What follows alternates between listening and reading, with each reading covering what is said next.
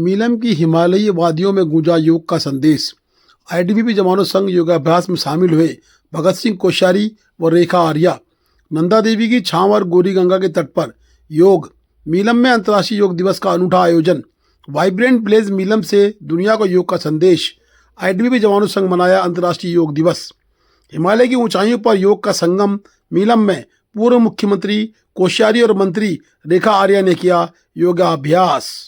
प्रधानमंत्री नरेंद्र मोदी जी की प्रेरणा से पिछले 12 वर्षों से सारी दुनिया के अंदर योग दिवस मनाया जा रहा है और अपने भारत का ये सबसे प्राचीन देश है और प्राचीन काल से ही इस देश के अंदर योग की महिमा रही है और प्रधानमंत्री जी के एक कहने पर सारी दुनिया ने योग को अपनाया है और ये आईटीबीपी में हमारे यहाँ के जो कमांडेंट हैं उनकी भी इच्छा थी कि यहाँ योग दिवस मनाया जाए और विशेष करके मुझे भारतीय जनता पार्टी के जिलाध्यक्ष पिथौरागढ़ का मैं आभारी करता हूँ कि उन्होंने कहा कि हम मीलम में योग दिवस मनाएंगे और उन्होंने कहा कि आप और हमारे माननीय खेल मंत्री जी आएंगे तो अच्छा लगेगा, उनकी बहुत अच्छी बात है।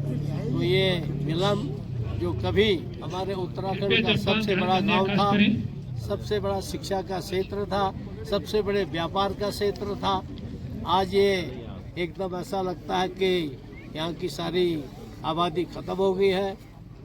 भगवान की कृपा से हमारे मोदी जी ने इसको फिर से पुराना गौरव दिलाने के लिए यहाँ पर इसको हमारे एकदम वाइब्रेंट विलेज के रूप में सारे गाँव को दे रखा है और इस गांव में इतने दूर इस योजना को मनाने के लिए, योग दिवस मनाने के लिए जो प्रयास किया गया है, मैं सोचता हूँ ये एकदम अभिनव प्रयास है, प्रशंसनीय प्रयास है और इसमें हमारे आईटीबीपी और सेना के सैनिकों ने जो योगदान दिया है मैं उनका बहुत बहुत आभार प्रकट करता हूँ और मुझे लगता है कि हम सब लोगों को ऐसे बजाय केवल बड़े बड़े शहरों में आयोजन करने के, ऐसे दूरस्थ गांवों में आयोजन करके और न केवल हमारे जो प्रधानमंत्री की योजनाएं हैं उनका लोगों को परिचय कराना है, बल्कि दूरस्थ क्षेत्रों का विकास करना है। और जैसा क्या कहेंगे?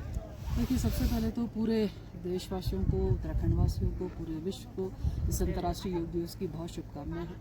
21 जून अपने आप में हम सबको लिए बार बार ये रिमाइंड कराता है योग हमारे जीवन का अभिन्न अंग होना चाहिए। योग वो एक ऐसी व्यवस्था है जो निःशुल्क है और यदि हम अपने ऊपर अप्लाई करते हैं तो निश्चित रूप से हमारे शरीर का एक एक अंग जो है वो ऊर्जावान बनता है और अपने आप को फिट रखना है, स्वस्थ रखना है तो योग ही उसका मूल मंत्र है। इस मंत्र को जिसने धारण कर लिया, इस औषधि को जिसने धारण कर लिया, निश्चित रूप से उससे कभी भी स्वास्थ्य से संबंधित कोई समस्या नहीं होती। मैं समझती हूँ कि मीलम गांव जो कि हमारे पिथौरागढ़ का या हमारे देश का या हमारे प्रदेश का जो है एक ऐसा दूरस्थ गांव है जहाँ पर कई प्रकार की चुनौतियां हैं, जहाँ पे प्राकृतिक खूबसूरती तो भर भर के यहाँ पे हम सबको देखने को मिल रही है, लेकिन उतनी ही चुनौतियां भी हम सबको देखने को मिल रही है।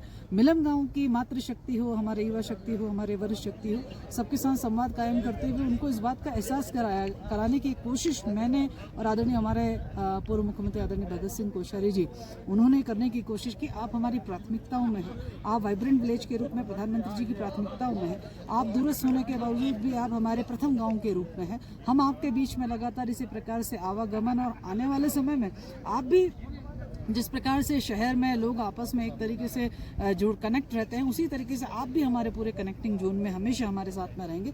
यही संदेश देने के लिए आज हम सब लोग यहाँ पर पहुँचे हैं और निश्चित रूप से ग्रामवासियों ने भी, सैनिकों ने भी, हम सब ने मिलकर जो है आज योगा किया भी, योगा का संदेश भी दिया और मीलम वालों को भी मैं समझती हूँ कि उनको भी आज बहुत अच्छा लगा होगा कि हम सब लोग एक साथ मिलते हुए जो है उनकी चाहे जो समस्या हो उनका समाधान करने के लिए भी संकल्पित हुए और योगा करने के लिए भी संकल्पित। धन्यवाद।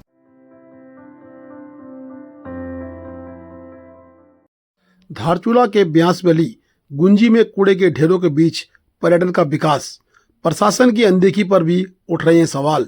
उच्चमाली क्षेत्रों में तीर्थ और पर्यटन गतिविधियां लगातार बढ़ रही हैं। बड़ी संख्या में देश भर से लोग धार्मिक और एडवेंचर पर्यटन के लिए सीमांत क्षेत्र गुंजी पहुंच रहे हैं। लेकिन पर्यटन से मिलने वाले लाभों के बीच एक गंभीर सवाल भी खड़ा हो रहा है कि आखिर क्षेत्र में बढ़ रहे कूड़े के संकट की जिम्मेदारी कौन लेगा। गुंजी जैसे महत्वपूर्ण पर्यटन क्षेत्र में आज तक प्रशासन और संबंधित विभागों द्वारा कूड़ा निस्तारण की कोई स्थायी और प्रभावी व्यवस्था नहीं की जा सकी है। हालत यह है कि क्षेत्र में जगह जगह कूड़े के ढेर दिखाई दे रहे हैं और संवेदनशील हिमालयी पर्यावरण धीरे धीरे प्रदूषण की चपेट में आता नजर आ रहा है। एक और सरकार पर्यटन को बढ़ावा देने के बड़े बड़े दावे कर रही है, वहीं दूसरी ओर मूलभूत व्यवस्थाओं की अनदेखी कई सवाल खड़े करती है। यदि यात्रियों की संख्या बढ़ाई जा रही है तो क्या उनके द्वारा उत्पन्न कचरे के निस्तारण के लिए कोई ठोस योजना बनाई गई है? यदि नहीं बनाई गई है तो इसकी जिम्मेदारी किसकी है? क्षेत्रीय सरपंच लक्ष्मी गुंजाल ने भी इस स्थिति पर नाराजगी व्यक्त की है। वहीं गुंजी की प्रधान और पूर्व आईजी रिटायर्ड बिमला गुंजाल ने कहा कि पंचायत स्तर पर प्रयास किए जा रहे हैं और सरकार और शासन को प्रस्ताव भी भेजे जा चुके हैं। उन्होंने यात्रियों से भी अपील की कि वे अपने उपयोग का कचरा वापस लेकर धारचूला स्थित कूड़ेदानों में डालें। हालांकि अब बड़ा सवाल यह है कि क्या केवल यात्रियों से अपील करने भर से समस्या का समाधान होगा या फिर प्रशासन और सरकार भी हिमालय की संवेदनशील धरोहर को बचाने के लिए जमीन पर ठोस कार्रवाई करती नहीं दिख रही है। यह कूड़ा निस्तारण समय से होगा या फिर उक्त साफ सुथरे क्षेत्र में भी गंदगी पांव जमा लेगी।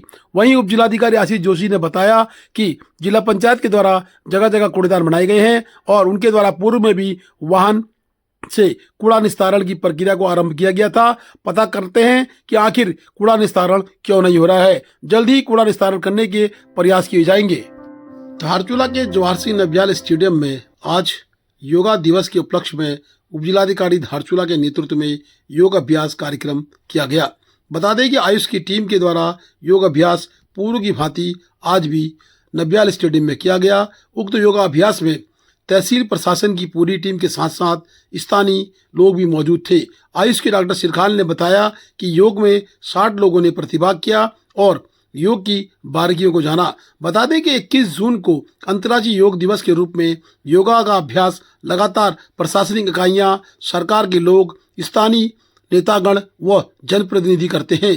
परंतु क्या ये योगा पूरे समय साल भर में शारीरिक रूप से, मानसिक रूप से शरीर में रहता है या फिर 21 जून को ही योगा दिवस को मनाकर इतिश्री कर दी जाती है? योग को अपनाने का जहां लगातार बार बार अनुरोध प्रशासन, सरकार, शासन कर रही है, वहीं क्या प्रशासन, शासन, सरकार भी इस योग को अपने जीवन में स्थान दे पा रही है? ये भी एक सोचनीय विषय है। 21 जून को हम योग दिवस तो मना लेते हैं, क्या उसके उपरांत हम योग की बारीकियों को अपने जीवन में उतारते हैं? इस पर भी सोचना होगा। Thank you very much for coming. और कॉमन योगा प्रोटोकॉल है, आई बिलीव हम इसको डेली बेसिस पे फॉलो कर सकते हैं। मैं तो ट्राई करता हूँ, आप लोग भी कीजिएगा। करो योग रहो निरोग बोलते हैं, so let's all pledge towards that.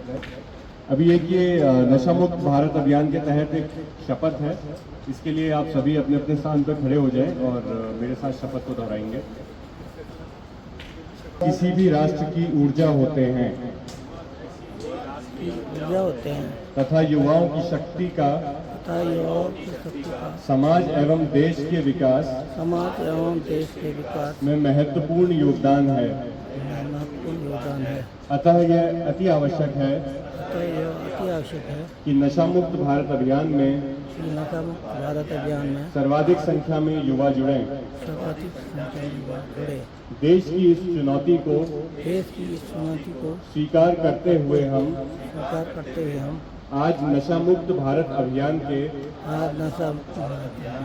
अंतर्गत एकजुट होकर प्रतिज्ञा करते हैं कि न केवल समुदाय, परिवार, मित्र, बल्कि स्वयं को भी नशा मुक्त बनाने का प्रयास करेंगे।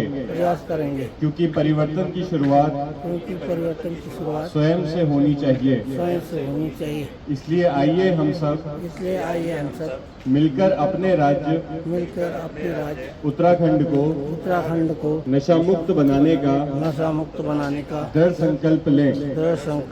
मैं प्रतिज्ञा करता हूँ कि अपने देश को नशा मुक्त करने के लिए अपनी क्षमता के अनुसार हर संभव प्रयास करूंगा। जय हिंद, जय देवभूमि, जय उत्तराखंड। धन्यवाद।